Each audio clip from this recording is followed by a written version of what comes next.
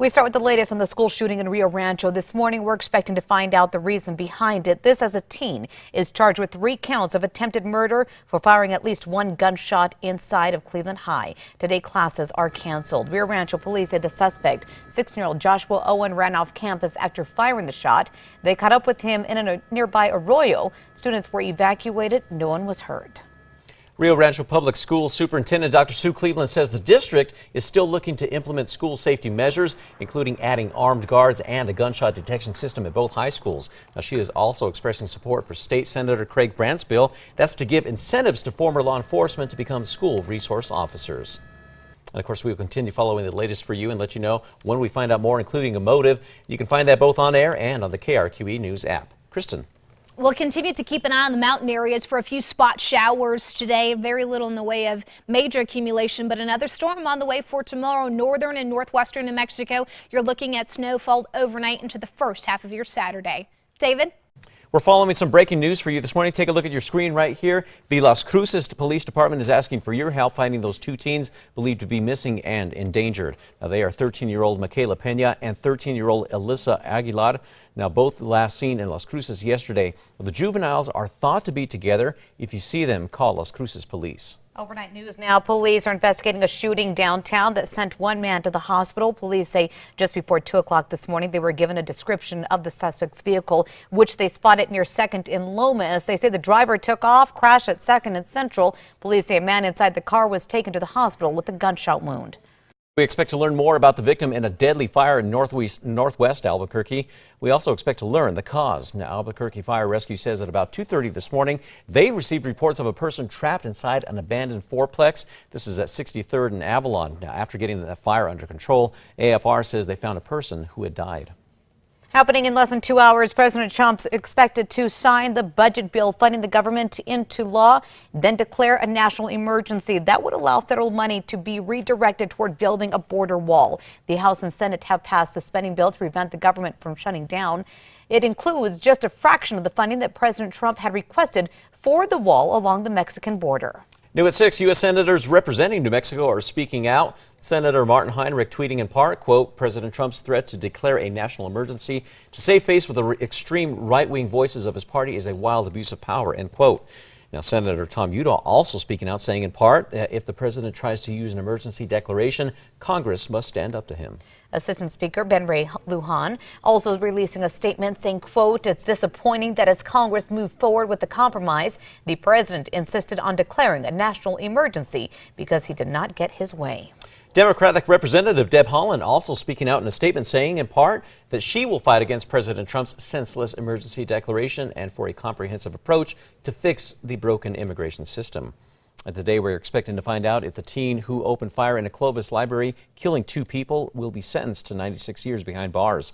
Now, that's what the state is asking for. Meanwhile, the defense for Nathaniel Jewett is asking for 20 years. Jewett opened fire in the Clovis Carver Public Library, killing 2 librarians and injuring 4 others. A former Bernalillo County firefighter now faces up to 2.5 years in prison. Yesterday, a jury convicted Timothy Lett of aggravated battery of a police officer for tackling a Rio Rancho cop during a traffic stop last June. His sentencing is set for April 29th. The FBI is searching for leads in the case of an elderly man who was beaten to death. They are now offering $10,000 for information. 75-year-old Wilson Joe Chiquito was killed in 2015 at his home on the Navajo Nation. This is near Counselor, New Mexico.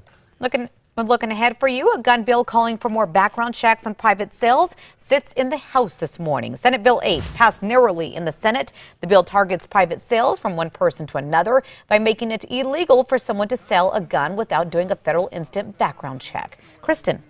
Today's Metro Threat Index pretty low. We'll keep that at a 1 just for some wet streets we had out there. Picked up about 1/1200ths of an inch overnight. Not seeing any more major rain showers in the metro area today. Temperatures in the 50s with a little more sun to close out the day. Crystal?